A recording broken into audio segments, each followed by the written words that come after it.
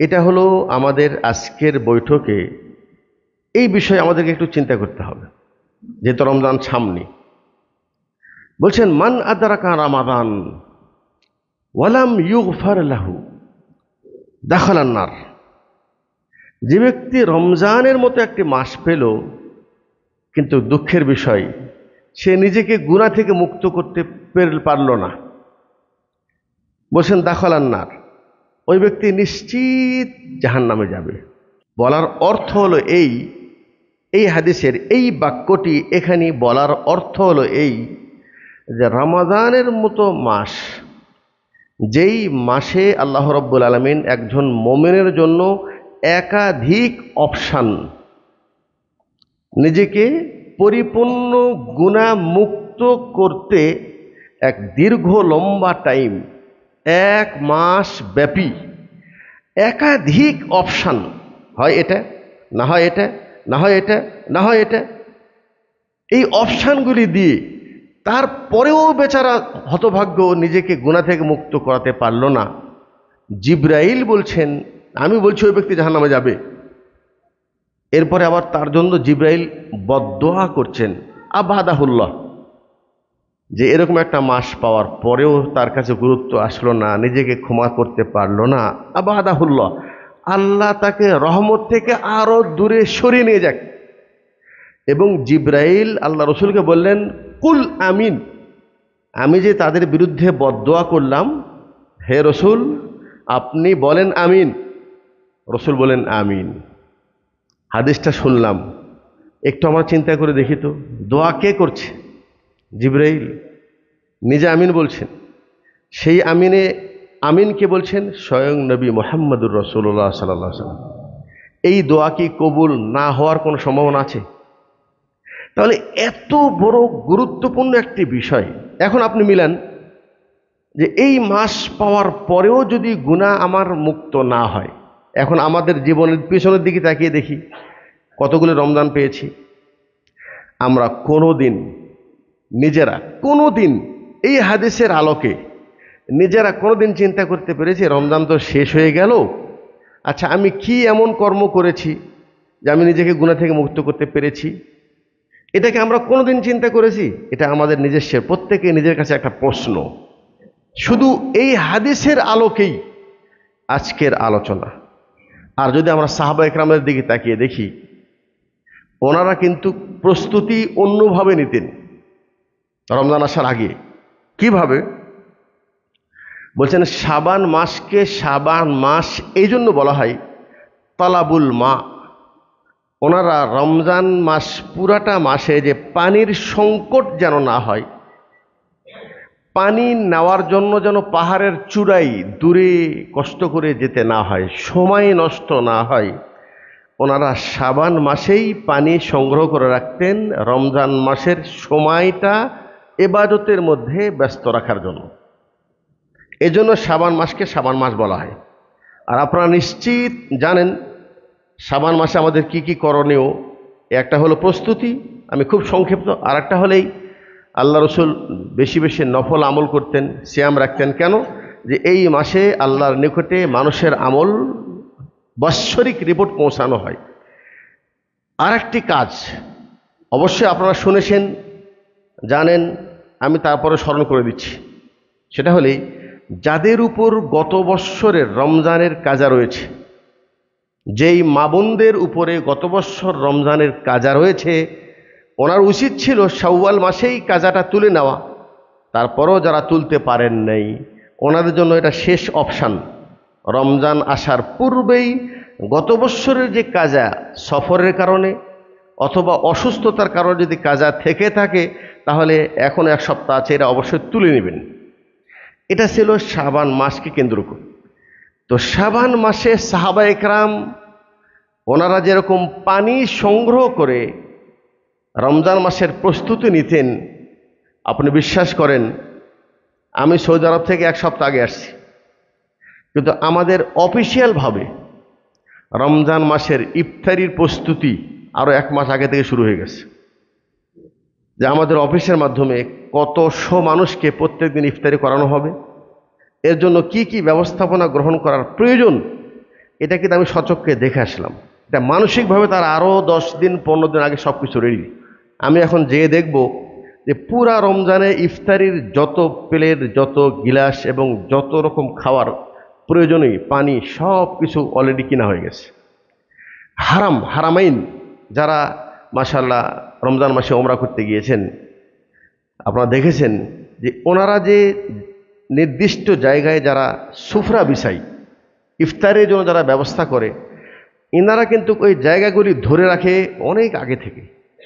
এর একটা সিস্টেম আছে যে আমার হলো এই এরিয়া, ওই এরিয়াতে ইফতারি দেওয়ার জন্য তারা পুরাটা বৎসর খেজুর সংগ্রহ করে, আর যা কিছু প্রয়োজনীয় বিষয়ে লোক সংখ্যা, এটা কিন্তু তারা প্রস্তুতি গ্রহণ করছে।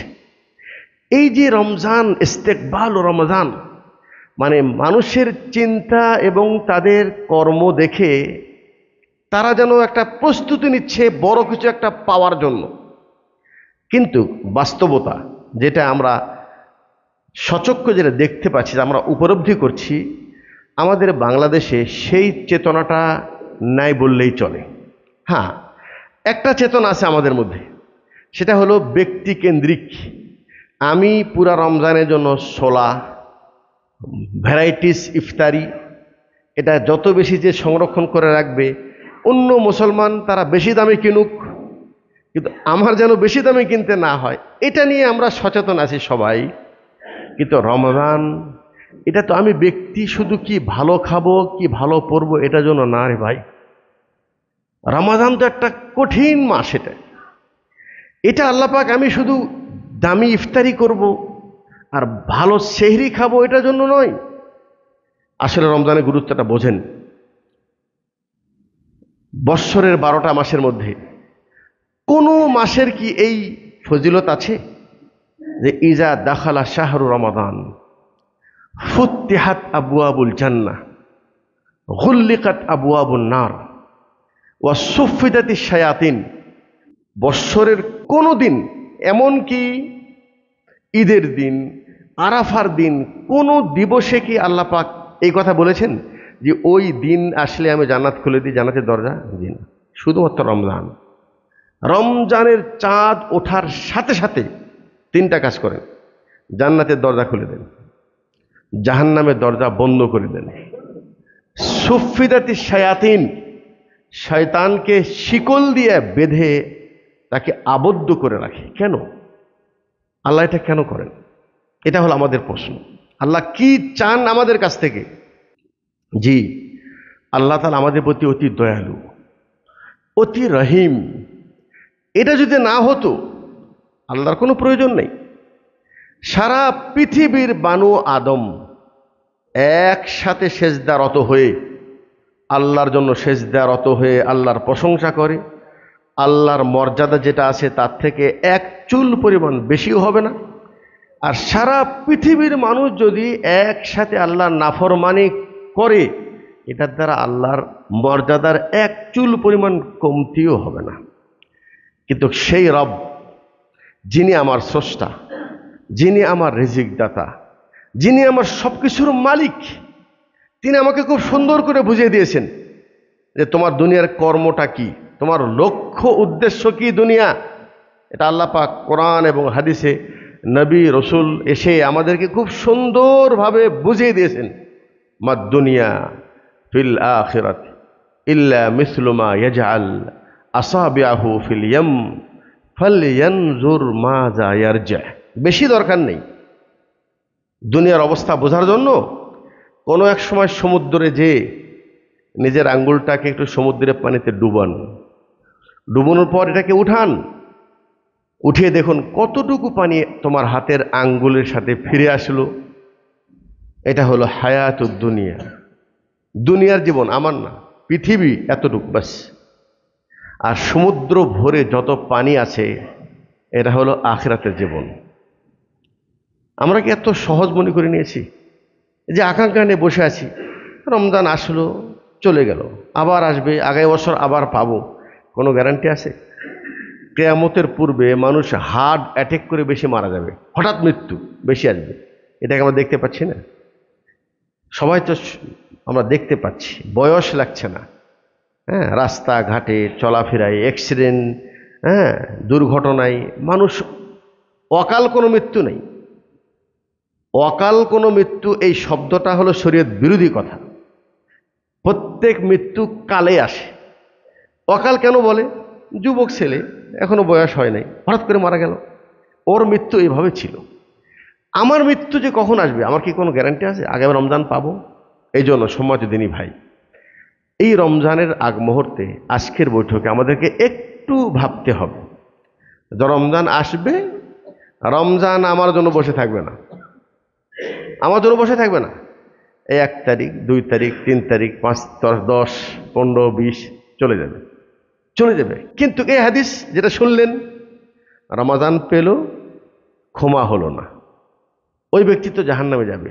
হাদিসটা কিন্তু আল্লাহ পাক আমাদেরকে, আমার অন্তরটাকে একটু সচেতন করার জন্য, অন্তরটাকে একটু বুঝানোর জন্য এই কথাটাই বলেছেন, যে আসলে তুমি কি করছো। তোমার সামনে যে মাসটি আছে, এই মাত্র একটি মাস, যেই মাসে আল্লাহ পাক জাহান্নামের দরজা বন্ধ করে দিয়েছে, জান্নাতের দরজা খুলে দিয়েছে, শয়তানকে বেঁধে রেখেছে, এই জন্য যেন এই মুসলিমরা এই মাসে আল্লাহর সন্তুষ্টির জন্য ইবাদত করে নিজেকে পরিপূর্ণ গুনাহ থেকে মুক্ত করতে পারে, এরকম অপশান, একাধিক অপশান এই মাসে আছে। আচ্ছা বলেন দেখি, এই মাসে যে ফরজ সিয়াম, রমজান ছাড়া অন্য কোনো মাসে কি রাখা যাবে? যাবে না। এই সিয়াম আমরা যেটা রাখি, এটা কি এত বড় সহজ মনে করেছেন? এটা আল্লাহ নবী সাল্লাল্লাহু আলাইহি ওয়াসাল্লাম কি বলছেন? কুল্লু আমাল ইবনি আদম লাহু, আদম সন্তান যেই আমলই করুক না কেন, এই আমলের একটা নির্দিষ্ট পরিমাণের সওয়াব, বদলা আমি তাকে দিয়ে দিই, দুনিয়ায় দিয়ে দিই তাকে, ইল্লা সিয়াম, কিন্তু সিয়াম না। ফাইন্নাহু লি ওয়া আনা আজজি বিহি, সিয়াম এমন একটি ইবাদত, এই ইবাদত একমাত্র আমি রব ছাড়া অন্য কোনো কারো উদ্দেশ্যে সিয়াম রাখা সম্ভব নয়, অবশ্যই নয়। এর মধ্যে কোনো রিয়াকারি নাই, এর মধ্যে কোনো লোক দেখানো হতে পারে না। কিভাবে? একজন ব্যক্তি সত্যিকার অর্থে যদি তিনি সিয়াম পালনকারী হন, হোক তিনি বেনামাজি, হোক তিনি অন্যান্য পাপী, কিন্তু সে যখন সিয়াম রাখে, সে কিন্তু সবে সাদেক থেকে নিয়ে সূর্য ডোবা পর্যন্ত নিজেকে পরিপূর্ণভাবে খানা পানি থেকে বিরত রাখে। রাখে কি রাখে না? রাখে।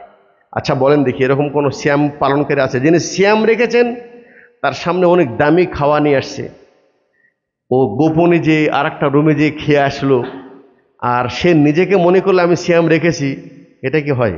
হয় না। হয় কার জন্য? যিনি আসলে সিয়াম রাখেন নেই, ওটা মুসলিমদেরকে ধোঁকা দিচ্ছে। সেহরিও খায়, দিনের বেলাও খায়, আবার মুসলমানদের যখন ইফতারির ব্যবস্থা হয় সেখানে যেও ইফতারি করে। ইউখাদিউনা আল্লাহ ওয়াল্লাযীনা আমানু ওয়া মা ইয়াখদাউনা ইল্লা আনফুসাহুম, এদেরকে আপনি কি বলবেন? এরা নিজেকে চালাক মনে করে, মানুষকে বুঝাচ্ছে আমি রোজাদার, আর গোপনে তারা বেরোজাদার। এরা চালাক নয়, এরা আল্লাহকে ধোঁকা দিচ্ছে না, এরা মুসলমানকে ধোঁকা দিচ্ছে না। মনে করেন এই সকল মানুষ যারা কোনো ইফতারির মাহফিলে যেয়ে যদি ইফতারি করে, যিনি ইফতারি করাচ্ছেন তার সওয়াবের কোনো কমি হবে না। নিয়ত, ইন্নামাল আমালু বিন্নিয়াত। আমি 100 জন মানুষের ইফতারির খাওয়ার ব্যবস্থা করেছি এবং আমি সিয়াম পালনকারীকে এখানে দাওয়াত দিয়েছি। এখানে যদি কোনো ব্যক্তি বেসিয়াম পালনকারী, যিনি সিয়াম রাখে নাই, সে যদি এসে ইফতারি করে, সে আমাকে ধোঁকা দিল না, সে নিজেকে ধোঁকা দিল। এর জবাব তাকে আল্লাহর সামনে দিতে হবে, আমার হক তাকে কিয়ামতের দিন দিতে হবে। আমি তো রোজাদারের জন্য ব্যবস্থা করেছি, তুমি বেরোজা হয়ে কেন আমার ইফতারি খালি? তাহলে আল্লাহ পাক যে আমাদেরকে এই যে একটা সিয়াম দিয়েছেন, আল্লাহ পাক হাদিসে কুদসি তিনি বলছেন ইল্লা সিয়াম, সিয়াম এমন একটি ইবাদত, এটা মানুষ কখনোই অন্য কারো জন্য রাখতে পারে না। সে যতই বড় পাপী হোক, আপনি তাকে দেখেন তো ইফতারির পূর্বে যতই পিপাসা তাকে লাগুক, ঠান্ডা পানি দেন, জুস দেন, দামি জুস দেন, খাবে না। সূর্য ডোবার 2 মিনিট আগেও খাবে না। জি, ও জানে, 100% জানে কেউ না দেখলেও গোপনে আছে, একটা গোপন রুমে আছে, কেউ দেখে নেই, কিন্তু সে জানে আমি যদি গোপনে এক ঘোঁট পানি পান করি, আমার দুনিয়ার মানুষ না জানলেও আমার রোজা ভেঙে গেছে, সে জানে 100%। তার মানে সিয়ামটা কখনো লোক দেখানো হতে পারে না। আল্লাহ পাক গর্ব করে বলেছেন ইল্লা সিয়াম, সিয়াম এমন একটি ইবাদত যার বদলা আমি নিজেই, যার বদলা আমি নিজেই কি দিব, আল্লাহু আকবার। এরা অপশন উজ্জ্বল রাখা হয়েছে। হ্যাঁ, একটা হাদিসে বলছেন ইন্না লিল জান্নাতি আবওয়াব, জান্নাতের অনেকগুলি দরজা আছে, তার মধ্যে একটি দরজার নাম হলো আর রায়্যান, লা ইয়াদখুলু মিনহা ইল্লা সাইমুন। ওই দরজা দিয়ে শুধুমাত্র সিয়াম পালনকারী প্রবেশ করবে। ভিতরে তাদের জন্য কি অপশান রেখেছে এটা উজ্জ্বল রাখা হয়েছে, কি দিবেন তাদেরকে এটা উজ্জ্বল রাখা হয়েছে। সমাজদিনী ভাই, সেই মহান মাস আমাদের একেবারে সন্নিকটে। এই মাসকে কেন্দ্র করে একটু আগে যেটা বললাম, সাহাবায়ে কেরাম কিভাবে প্রস্তুতি নিতেন, আরবরা কিভাবে প্রস্তুতি নিচ্ছে, আমরা কিভাবে প্রস্তুতি নিচ্ছি। আর একটা অপশান, সেটা হলোই যে প্রস্তুতি বলতে আপনি কি বুঝেছেন, আমরা কি প্রস্তুতি গ্রহণ করেছি? প্রস্তুতি মানে হলেই যে আমার এমন কোনো কর্ম রমজানের জন্য রেখে দিব না যার কারণে আমার সিয়াম টিয়াম ইবাদতের মধ্যে বিঘ্নতা ঘটবে। যা কিছু করা আমি আগেই করে নিব, প্রয়োজনীয় বাজার সাদি আগেই করে নিব, কেনাকাটা আগেই করে নিব। কিন্তু আমরা কিন্তু কেউই এই অপশান গ্রহণ করিনি এখনো। হ্যাঁ, কেনাকাটা কারা করছেন? ব্যবসায়িক যারা ব্যবসা করেন ওনারা তাদের গুডাউনকে এখন একেবারে পরিপূর্ণ ভরে নিচ্ছেন। কি জন্য? রোজাদারকে ইফতারি করবেন তাই? যে না, উনি তার পণ্যটাকে বেশি দামে বিক্রি করবে রমজানে, এই জন্য তিনি তার গুডাউন জাত করছেন। আপনি একটু চিন্তা করে দেখছেন আমরা কোথায় আছি? একটু আগে যে শুনলেন দুনিয়ার জীবনটা কতটুক, আমার তো পরকালে আর একটা জীবন আছে, ওটাকে আল্লাহ আমার চেহারা দেখে মাফ করে দিবেন? আমি জোর খাটাতে পারবো? সেখানে আমি কিছু করতে পারবো? কিছু না। ওয়ালাকি ইয়ানজুরু ইলা কুলুবিকুম ওয়া আমালিকুম, আল্লাহ তোমার অন্তর দেখবে, তোমার আমল দেখবে। কারো সুপারিশ চলবে না, কারো সুপারিশ চলবে না। হ্যাঁ, সুপারিশ তখন হবে ইল্লা মান আযিনা লাহুর রহমান ওয়া রাদিয়া লাহু কওলা। সুপারিশ তো তার জন্য যার কথায় কর্মে আল্লাহ সন্তুষ্টি, এবং তার পক্ষে সুপারিশ যিনি করবেন আল্লাহ তাকে অনুমতি দিলে তারপরে তিনি করতে পারবেন। আমরা তো এখনো মনে করছি আমাদের জীবনের শেষ মুহূর্ত এখনো আসে নাই। তাহলে রমজানের পূর্বে আমাদেরকে মানসিক প্রস্তুতি গ্রহণ করা যে রমজানটা আমি কিভাবে অতিক্রম করব।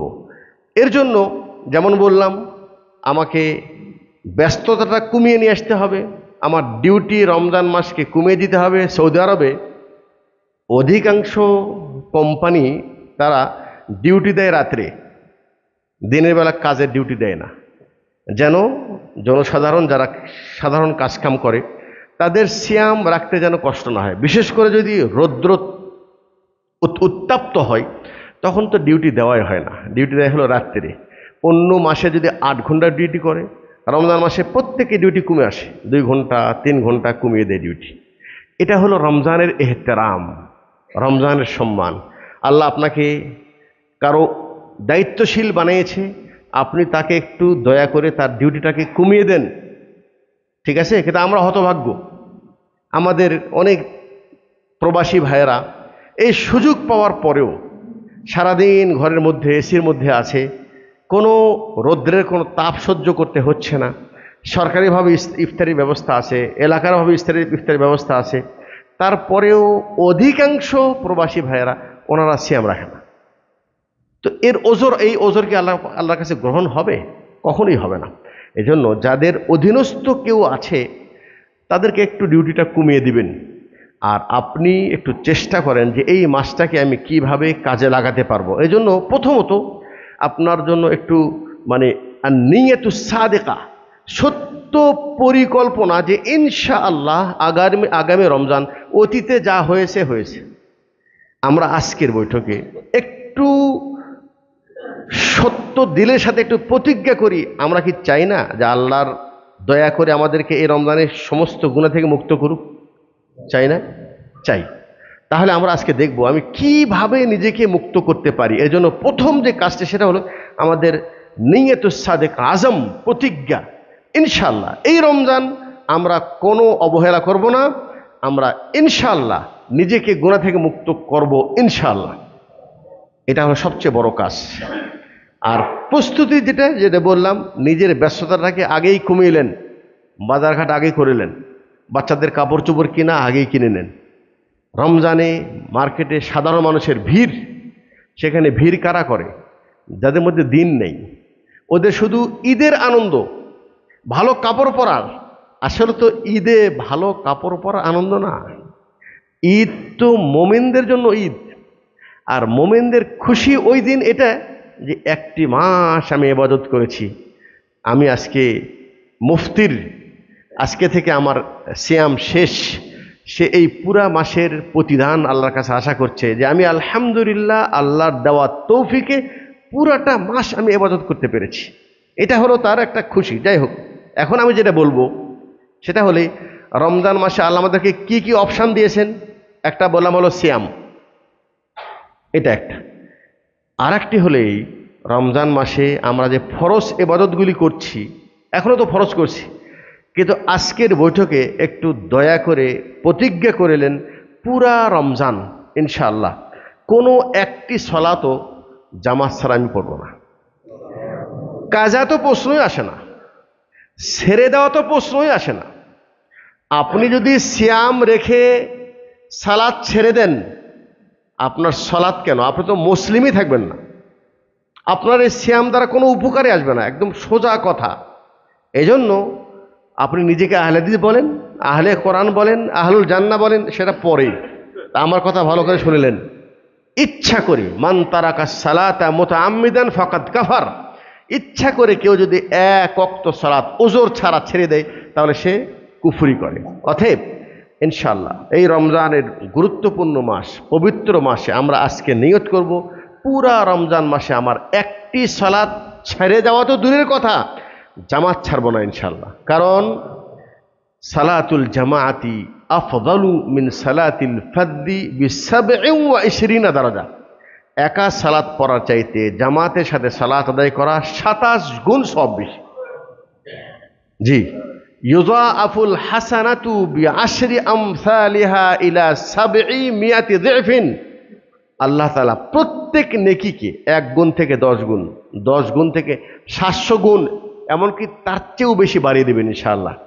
অতএব কোনো নেকি আমি ছাড়ব না। মনে রাখবেন, আল্লাহর সন্তুষ্টি পাওয়ার জন্য আল্লাহর পক্ষ থেকে যেই ইবাদতগুলি ফরজ করে দেওয়া হয়েছে, এর চাইতে বড় কোনো মাধ্যম নেই। আপনি ফরজ নামাজ পড়েন নাই, শবে বরাত দিন পুরা রাত জায়গায় ইবাদত করলেন, কোনো লাভ নেই। এটা তো নফল রে বাবা। তুমি তো ওই দিন ফজর যদি না পড়ে থাকো, ওই একটার হিসাবে তোমার সারা বছরের শবে বরাত দিয়েও পূরণ হবে না, একদিনের ফজর পূরণ হবে না, তাই নয় কি?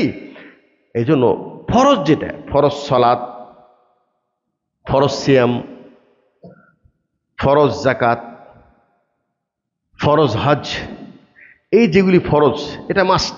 এটা না করে আল্লাহর সন্তুষ্টি পাওয়া অসম্ভব। এটা একটা। আর একটা হলেই আল্লাহ পাক আরও কিছু অপশান আমাদেরকে দিয়েছেন, খুব সহজ সরল অপশান, কাজ অল্প নেকি বেশি।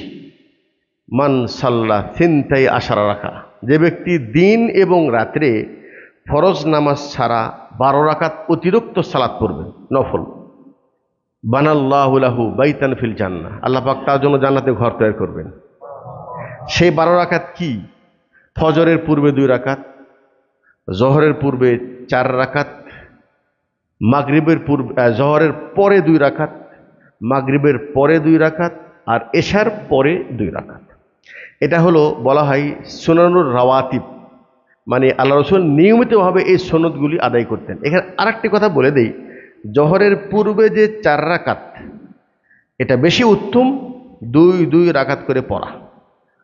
লাগাতার 4 রাকাত পড়তে পারবে এই প্রসঙ্গে দলিল দুর্বল। বিশুদ্ধ দলিল সালাতুল লাইলি মাসনা মাসনা ও সালাতুন নাহারি মাসনা মাসনা, দিনে হোক বা রাত্রে হোক প্রত্যেকটি নফলই দুই দুই রাকাত করে পড়া উত্তম বেশি। আল্লাহ নবী সাল্লাল্লাহু আলাইহি সাল্লাম বলছেন, রাকাতানি খায়রুম মিনাদ দুনিয়া ওয়া মা ফিহা। 2 রাকাত এমন সালাত আছে যে ওই সালাতগুলি দুনিয়া এবং দুনিয়ায় যা কিছু রয়েছে তার চেয়ে উত্তম বেশি। সেটা কি? সালাতুল ফাজরি, ফজরে 2 রাকাত সুন্নত। এটা কিন্তু ফরজ না, সুন্নত। আল্লাহ পাক নফল কিছু অতিরিক্ত কাজ দিয়েছেন, কেউ যদি এটা করে তাহলে তার জান্নাতে যাওয়া আরো সহজ। অতএব ফজরের সালাত ছাড়বেন না, এই সুন্নানের রাওয়াতিব ছাড়বেন না ইনশাল্লাহ। হ্যাঁ, হঠাৎ করে ফজরের সময়, ফজরের দিন আসছেন, ফজরের সালাত দাঁড়িয়ে গেছে, এখন কি আপনি পিছনে নিয়ত বানবেন? হবে না। ইদা উকিমাতিস সালাত ফালা সালাত ইল্লাল মাকতুবা, একামত হয়ে যাওয়ার পর কোনো নফল চলবে না, বাতিল, অটোমেটিক বাতিল। আপনি পরিপূর্ণ করে কি করবেন?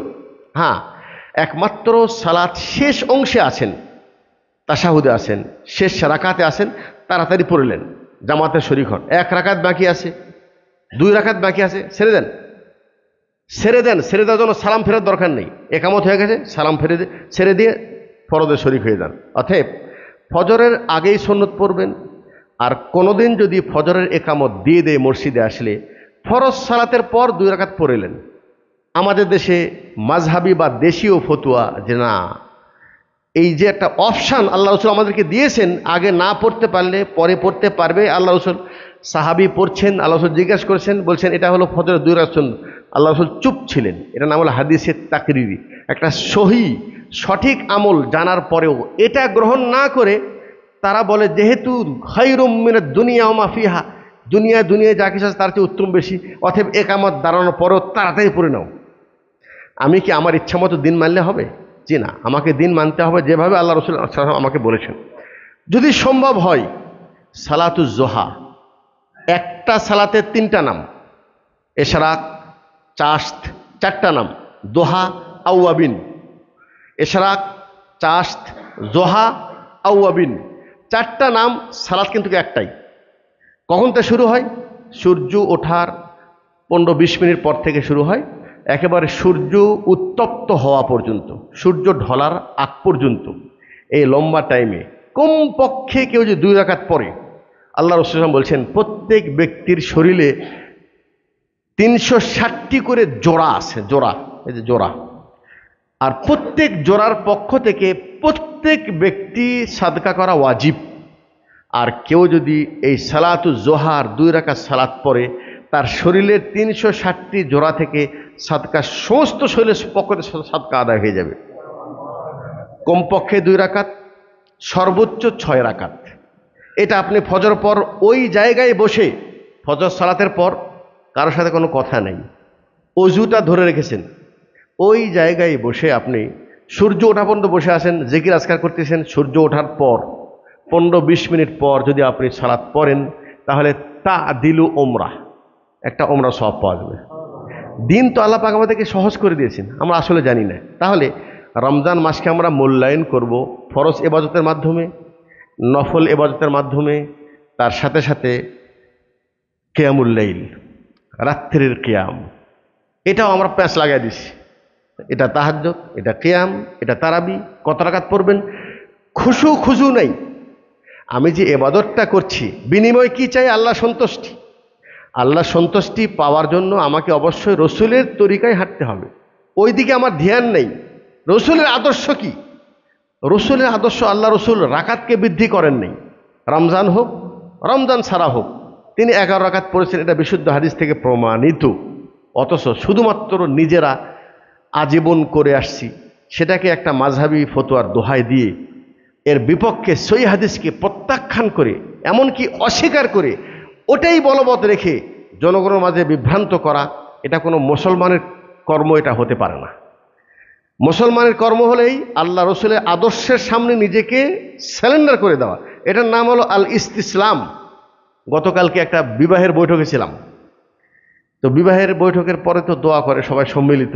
আমি বললাম আল্লাহ রসুল সাল্লাল্লাহু আলাইহি ওয়াসাল্লাম তিনি এভাবে দোয়া করেননি, তিনি একটি দোয়া পড়েছেন, ওই দুইজনের জন্য দোয়া করেছেন, আমি সেই দোয়াটা করছি, আপনারাও পড়েন, তার জন্য এই ভাষাই দোয়া করেন। তাহলে কি হবে? সুন্নত অনুযায়ী হলো। আর আমার দোয়ার ভাষাটা যদি রসুলের ভাষা হয়, কোরআনের ভাষা হয়, সেটা বেশি ভালো নাকি আমি আমার ভাষা দিয়ে কথা বলবো? যখন বললাম বারাকাল্লাহু লাকুমা ওয়া বারাকা আলাইকুমা ওয়া জামা বাইনাকুমা ফি খাইর, একজন মুরব্বি বলছে, কিসসা বলতেছি, উদাহরণ দিচ্ছে, তারপরে বলছে ঠিক আছে রসুল করে নাই, কিন্তু হাত তুলে যদি সবাই মিলে একসাথে করি তাহলে মনের একটা তৃপ্তি পাওয়া যায়। ওই তৃপ্তিটা তো আসে না। আমি বললাম আপনার মনের আবেগটাকে ইসলামের অধীনে করতে হবে, এটার নামই হলো ইসলাম। ইসলাম যেটা বলছে ওর মধ্যে আপনার মনের তৃপ্তি নিয়ে আসতে হবে। আর আপনার মনের তৃপ্তিকে কেন্দ্র করে আপনি ইসলামকে যদি চেঞ্জ করেন, মনের তৃপ্তি হবে, কোনো সওয়াব হবে না, কোনো ফায়দা হবে না। কথা বুঝতে পারলাম? রাত্রে যে কিয়ামুল লাইল আদায় করবেন, আল্লাহ নবী সাল্লাল্লাহু সাল্লাম তিনি অনেক লম্বা দাঁড়িয়ে কিয়াম করতেন। এটা এশার সালাতের পর থেকে নিয়ে একেবারে শবে সাদেকের আগ পর্যন্ত পড়ার অপশান আছে। প্রথম রাত্রে পড়লেও হবে, শেষ রাত্রে পড়া উত্তম বেশি। আল্লাহ পাক প্রথম আসমানে নেমে আসেন, মসজিদে জামাতের সাথে সালাত আদায় হচ্ছে, লম্বা কেয়াম হচ্ছে, কেরাত লম্বা করা হয়। আপনি বাড়িতে একাই ভালো পড়তে পারবেন না, জি মসজিদে এসে পড়েন, জামাতের সাথে পড়েন। আর যারা মাশাআল্লাহ লম্বা কেরাত পড়তে পারেন, একা একা পড়তে চান, একটু নিরিবিলি পড়তে চান, লম্বা রুকু করতে চান, আপনি আলাদা কিছু আল্লাহর কাছে চাইতে চান, প্রয়োজন নেই, বাড়িতে পড়েন, সমস্যা নেই, শেষ রাত্রে পড়েন, একা একা পড়েন। জি এটা একটা অপশান।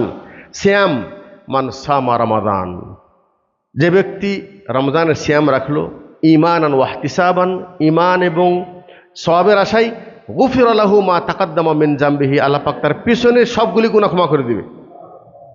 এটা একটা অপশান। আর একটি অপশান, মান কামা রমাদান ঈমানান ওয়া ইহতিসাবান গুফিরা লাহু মা তাকাদ্দামা মিন জামবিহি, যিনি তাহাজ্জুদ পড়লেন, তারাবি পড়লেন, কিয়ামুল লাইল আদায় করলেন, ঈমানের হালতে সওয়াবের আশায়, পিছনের সব গুনাহ মাফ করে দেওয়া হবে। দুই অপশান। নাম্বার 3, রমজানের শেষ দশক আরও বেশি ফজিলত। ওই শেষ দশকের মধ্যে লাইলাতুল কদর আছে। আল্লাহর রাসূল সাল্লাল্লাহু আলাইহি ওয়াসাল্লাম ওটা পাওয়ার জন্য শেষ দশকে ঘুমাতেন না। আই কাজা আহলাহু, পরিবারকে জাগাতেন এবং নিজের কোমরকে শক্ত করে বাঁধতেন, মানে প্রস্তুতি গ্রহণ করতেন রমজানের শেষ দশক। মানে আগের 20 দিনে হয়তো কিছু ত্রুটি রয়ে গেছে, শেষ দশকে ওটাও শেষ করে দেব, কোনো অপশান বাকি রাখবো না। সেই শেষ দশকে যদি মান কামা লাইলাতাল কদরি ঈমানান ওয়া ইহতিসাবান, কেউ যদি কদরের রাত্রে কিয়ামুল লাইল আদায় করে, পেছনে সব গুনাহ মাফ। আচ্ছা, এতগুলি অপশান আল্লাহ পাক দিলেন। রমজান মাসকে বলা হয়, রমজান হলো শাহরুল কোরআন, কোরআনের মাস। স্বয়ং জিবরাইল আলাইহিস সালাম তিনি এসে আল্লাহ রসুলের সাথে কোরআন শুনতেন, শোনাতেন। আমি আশা রাখবো, আমার মনে হয় আমাদের এই সেন্টার মসজিদ, এখানে আঙ্গরজোড়া মসজিদ, এটা শুধু মসজিদ না, আলহামদুলিল্লাহ আমার জানা মতে, আমি দূর থেকে যেটা আমি ফেসবুকের মানুষ দেখতে পাই, এখানে অনেক কল্যাণময় কাজ সর্বক্ষণ চলমান আছে আলহামদুলিল্লাহ। তো ইফতারির ব্যবস্থাও সম্ভবত থাকবে এখানে। তার সাথে সাথে এখানে যদি কোরআনের কোনো হালাকা, কারণ আমাদের দুর্ভাগ্য, আমাদের অধিকাংশ বাংলাভাষী মুসলিম ভাইয়েরা, আমাদের মুরব্বী যারা আছেন মাশাআল্লাহ, ওনারা অত উন্নত দুনিয়ায় ছিল না, কিন্তু অধিকাংশ মানুষ কোরআন পড়া শিখেছে, ভুল হোক শুদ্ধ হোক। আর এখন নতুন প্রজন্ম যারা আসছে, আমরা তো সবই শুধু দুনিয়ামুখী রে ভাই। সন্তানকে শুধু দুনিয়ার দিকে কিভাবে অ্যাডভান্স করা যায় সেটাই চিন্তা। আমরা কি এটা বুদ্ধিমান হলো আমাদের? মৃত্যুর পর তো এই সন্তান আমার বিপক্ষে চলে যাবে, আমি কি করলাম? দুনিয়াও পেলাম না, আখিরাতও পেলাম না। প্রত্যেকের সন্তান, নিজেদের সন্তানকে যদি কোরআন না শিখায় থাকেন, আল্লাহর ওয়াস্তে এটা আপনার উপর ফরজ। কুল্লুকুম রাইন ওয়া কুল্লুকুম মাসউলুন আন রাইয়াতি, তোমরা প্রত্যেকে দায়িত্বশীল, তোমাদের দায়িত্ব সম্পর্কে আল্লাহ জিজ্ঞাসা করবে। তাদেরকে কোরআনের ব্যবস্থা, শেখার ব্যবস্থা করবেন। অনেক মুসল্লি আছে, তারা ইতিপূর্বে দিনের চেতনা এতটা ছিল না, এখন দিন বোঝার চেষ্টা করছে, তাদের ভিতরে আকাঙ্ক্ষা আছে যে আমি কোরআনটা যদি শিখতে পারতাম। এই ধরনের মানুষের জন্য যদি মসজিদে একটা ব্যবস্থা করা যায়, একটা মুআল্লিম রেখে, যে পুরা রমজান ব্যাপী একটা কোচিং, সেই কোচিংয়ের মাধ্যমে একটা মানুষ যেন কোরআন শিখতে পারে, এটা যদি কেউ করতে পারেন, আপনার জন্য একটা বিশাল বড় সাদকায়ে জারিয়া রমজান মাসে হবে ইনশাআল্লাহ। যারা কোরআন জানেন বেশি বেশি কোরআন তেলাওয়াত করবেন, জিকির আজকার এগুলি করবেন। ইতাম মান ফাত্তারা সাইমান ফালাহু মিসলু আজরিস সাইম, কেউ যদি কাউকে একবার ইফতারি করায় ওই ব্যক্তি সিয়াম পালনকারীর সমপরিমাণ সওয়াব পাবে। ওয়ালা ইউনকাস মিন উজুরিহিম শাইআ, যিনি সিয়াম রেখেছে তার সওয়াব থেকে কাটা হবে না। আল্লাহ নিজের পক্ষ থেকে যিনি কাউকে ইফতারি করান, ইফতারি করানোর অর্থ এটা নয় যে তাকে বিরিয়ানি খাওয়াতে হবে, ইফতারি করানোর অর্থ এটা নয় যে তাকে অনেক কিছু খাওয়াতে হবে। আমি যখন পাকিস্তানে ছিলাম তখন আমার একজন মুসল্লি ছিলেন সুলতান ভাই, আল্লাহ আকবার, তার এই কর্মটি আমার এখনো মনে আছে।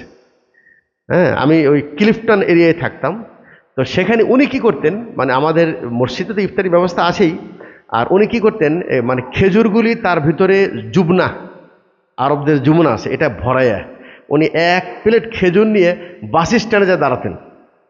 মানে আজান হওয়ার সাথে সাথে যে ব্যক্তি বাস থেকে নামতেছে ওর কাছে তো ইফতারি নেই বা অনেকের ব্যবস্থা নেই, বাস থেকে নামতেছে খেজুর দিচ্ছে, খেজুর দিচ্ছে। আচ্ছা, ওই ব্যক্তির উপরে এই চিন্তাটা কেন আসলো বলেন?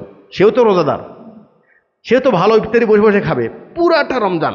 আমি যতদিন ছিলাম পাকিস্তানে তাকে প্রত্যেক রমজানে তার এই কর্ম করতে দেখেছি। তার কিন্তু একটাই উদ্দেশ্য, এই যে সাবিকু, তারা প্রতিযোগিতা কিভাবে আমি আল্লাহ সন্তুষ্টি পাবো, এই জন্য ওই বাস স্ট্যান্ডে যে খেজুর নিয়ে দেড়ে আছে। এটা হলো মুসাবিকাত ইলাল খায়রাত, ভালো কাজে প্রতিযোগিতা করা। আমি আলোচনা সংক্ষিপ্ত করে নেব, সেটা হলে ইনশাআল্লাহ রমজান মাস যেই ইবাদতের কথা শুনলেন, এতক্ষণ পর্যন্ত যে ইবাদতের কথা শুনলেন সব গুনাহ মাফ হবে, এই সবগুলি সাগিরা গুনাহ, সাগিরা গুনাহ। এটা আমার জীবনে যেগুলো কাবিরা বড় গুনাহ একটাও মাফ হয়নি এখনো। সিয়ামের মাধ্যমে হয় নাই, কিয়ামের মাধ্যমে, কোনোটার মাধ্যমে মাফ হয় নাই। এইটার থেকে মাফ হওয়ার জন্য আজকেই বোঝেন তৌবা ছাড়া বিকল্প কোনো পথ নেই। ইয়া আইয়ুহাল্লাযীনা আমানু তুবু ইলাল্লাহি তাওবাতান নাসুহা। হয়তো এতদিন 5 ওয়াক্ত সালাত পড়েন নাই, কোনো বড় পাপে লিপ্ত আছেন, আজকে নিয়ত করেন ওই কাজটি আমি আর করব না। এটা হচ্ছে তৌবা নাসুহা, কবুল তৌবা হওয়ার জন্য 1 নম্বর শর্ত। ঠিক আছে? আচ্ছা, প্রত্যেকটা গুনার জন্য তৌবা করা জরুরি। ওলামা একরাম বলছেন আমার জীবনে যদি 100টি কাবিরা গুনাহ থাকে তাহলে 100টি তৌবা করতে হবে আমার। এটা হল নিয়ম প্রত্যেক গুনার জন্য। যে তৌবার নিয়মটা দেখেন, যেমন একজন ব্যক্তি কি নাম বেনামাজি ছিল, কাউকে হত্যা করেছে বা কারোর প্রতি জুলুম করেছে, তাহলে ওই ব্যক্তি তো আগে ওই কাজটা ছেড়ে দিতে হবে, ওই কাজটা না করার প্রতিজ্ঞা করতে হবে এবং লজ্জিত হয়ে আল্লাহর কাছে দোয়া করতে হবে। তো আপনি কোন গুনার জন্য তওবা করছেন, সেই গুনার প্রতি আপনি যদি লজ্জিত হতে চান সেটা তো স্মরণ করতে হবে নাকি, যে এই গুনাহ, এই গুনাহ, এই গুনাহ আমার জীবনে আছে।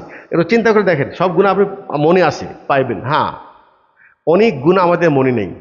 আল্লাহকে বলেন, আয় আল্লাহ, যেই গুনাহগুলি আমি করেছি কাবিরা গুনাহ, যেটা স্মরণ আছে বা যেটা স্মরণ নাই, আয় আল্লাহ আমি সকল কাবিরা গুনাহ থেকে আমি নিজেকে পরিপূর্ণ দূরে রাখার চেষ্টা করছি। আমি ইচ্ছা করে কোনো কাবিরা গুনাহ করব না ইনশাআল্লাহ। আর আমি লজ্জিত, আয় আল্লাহ আমি তোমার কাছে ক্ষমা প্রার্থনা করছি, আল্লাহ তুমি আমার সকল কাবিরা গুনাহ তুমি ক্ষমা করে দাও। এটা আমি কতটুকু আন্তরিক, আমি আমার এই বলার মধ্যে কতটুকু আন্তরিক, এটা দুনিয়ার কেউ না জানলেও আল্লাহ জানেন। এটাই অর্থ হলো ইয়া আইয়ুহাল্লাযীনা আমানু তুবু ইলাল্লাহি তাওবাতান নাসুহা, হে ঈমানদারগণ তোমরা আল্লাহর কাছে তওবা করো, তাওবাতান নাসুহা, খালেস তওবা। মুখের তওবা সবাই পড়ি, খালেস অন্তর থেকে। আমি আলোচনা শেষ করে দেব, সেটা হলেই সগীরা গুনাহ আল্লাহ পাক দয়া করে আমার এমনি মাফ করে দেন। আস-সালাওয়াতুল খামস ওয়াল জুমআতু ইলাল জুমআহ রমাদান ইলা রমাদান মুকাফফিরাতুন লিমা বাইনাহুন। আল্লাহ পাক কত অপশান রেখেছেন। কেউ যদি 5 ওয়াক্ত সালাত পড়ে, প্রত্যেক জুমায় নিয়মিত সালাত আদায় করে, রমজান মাসে সিয়াম রাখে, মাঝখানে সকল সাগীরা গুনাহ আল্লাহ মাফ করে দেবেন। অজু করতে গেলেও অজুর পানির সাথে সাথে সাগীরা গুনাহ পড়ে যায়, কিন্তু কাবীরা গুনাহ কিন্তু মাফ হয় না। এটা একটা গুরুত্বপূর্ণ বিষয়। অতএব আলোচনার শেষে সেটা হলেই বলবো, আমাদের সামনে অত্যন্ত বরকতপূর্ণ মুবারক মাস আল্লাহ আমাদেরকে ইনশাআল্লাহ দান করতে যাচ্ছেন। আল্লাহর কাছে প্রথম দোয়া, আয় আল্লাহ তুমি আমাদেরকে রমজান পাওয়ার তৌফিক দান করো। রমজান যেন আমরা পাই, আল্লাহ তুমি আমাদের হায়াতকে বাড়ায় দাও, এবং এই রমজান থেকে আমরা যেন পরিপূর্ণ উপকার হওয়ার অর্থ হলেই আয় আল্লাহ ওই হাদিসের আলোকে আমি যেন লজ্জিত না হই যে রমজান পেলাম তারপরেও ক্ষমা হলো না। আয় আল্লাহ তুমি আমাকে এই অপশানে রেখো না, আয় আল্লাহ তুমি আমাকে তৌফিক দাও। আল্লাহর কাছে প্রথমে তৌফিক চাইতে হবে। মনে রাখবেন, যে কোনো ভালো কাজ করা যদি ইচ্ছা করেন, আপনি ইচ্ছা করলে হবে না, প্রথমে আল্লাহকে বলেন আল্লাহ তুমি আমাকে তৌফিক দান করো। আজকে যেরকম বললাম না, পুরা রমজান 5 ওয়াক্ত সালাত জামাতের সাথে পড়বো, এই করব সেই করব, প্রথম যে দোয়া আল্লাহ তুমি আমাকে এটার জন্য সহজ করে দাও, তৌফিক দাও আগে। আল্লাহ দিলে সহজ, আল্লাহ না দিলে আমি ইচ্ছা করলে করতে পারবো না। অতএব আল্লাহর কাছে দোয়া, আয় আল্লাহ তুমি আমাদের রমজানটাকে পাওয়ার তৌফিক দান করো, রমজান থেকে পরিপূর্ণ উপকৃত হওয়ার তৌফিক দান করো। রমজান চলে যাবে, আমরা যেন সবাই সগীরা এবং কবিরা গুনাহ থেকে পরিপূর্ণ মুক্ত হতে পারি। আয় আল্লাহ তুমি আমাদেরকে তৌফিক দান করো। আল্লাহ পাকের কাছে এই দোয়া করি আজকের সংক্ষিপ্ত আলোচনা এখানে শেষ করছি। আকুলু কওলি হাদা ওয়া আস্তাগফিরুল্লাহ লি ওয়া লাকুম ওয়া লিসাইরিল মুসলিমিন ফাস্তাগফিরুহু ইন্নাহু হুয়াল গফুরুর রহিম।